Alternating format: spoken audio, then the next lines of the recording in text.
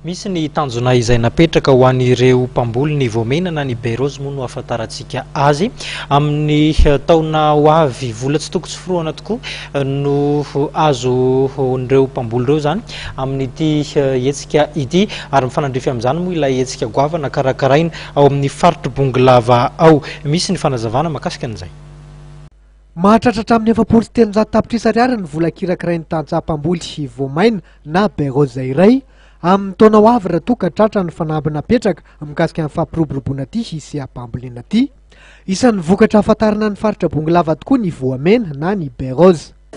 Raha ataontsika hoe 20 taona fotsiny vokatra izay indesan'ny mpandraisa-paritra fa hoe ny ampahafolony io grade 1 dia ny 20 isan-jatony io grade 2 dia ny amba zany grade 3.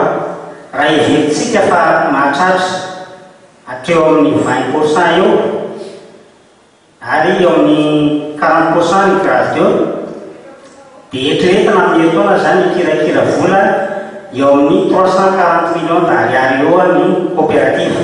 Ho fanomezan-danja ireo vokatra ao amin'ny faritra Bongolava tokoa dia mikarakara ny tsena be fanohitra ny antenimiran'ny varotra ao an-toerana ny 17 hatramin'ny 19 jona ho avy izao ao Tsiromo Mandidy.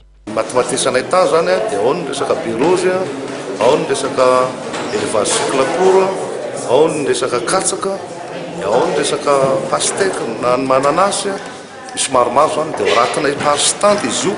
Zany hoe tena mandeha hatrany amin'ny chaîne de valeur mihitsy zany no ratina amin'ny stand anankiray mba ahafahan'ny olona migioka sy miaina tsara mijery an'ilay famokarana.